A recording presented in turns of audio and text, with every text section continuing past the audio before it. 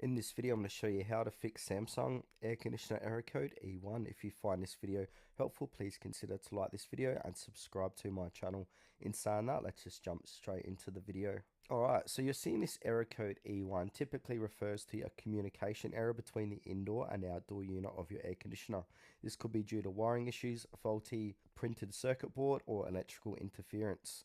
Alright, in order to fix this, the first step we need to do is power cycle the unit. So turn off the AC using the remote, disconnect the power supply from the breaker, wait up to 5 minutes, and then turn it back on to see if the error clears.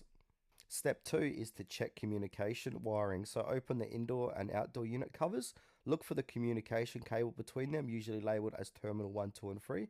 Ensure connections are tight and not corroded or damaged. If there's any loose or burnt wire, reconnect or replace it. Step 3, inspect for electrical interference. So ensure no high voltage cables or equipment are running parallel to the communication cable. Electrical noise or surges can cause communication failure. Step 4, check the indoor and outdoor PCBs. So if all wiring is fine, one of the PCBs may be malfunctioning. Check for visible damage. This could include burn marks or bloated capacitors.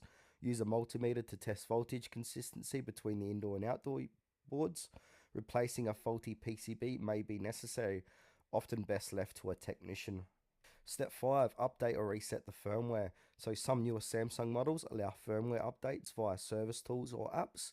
Check the manual or contact Samsung support for firmware update instructions.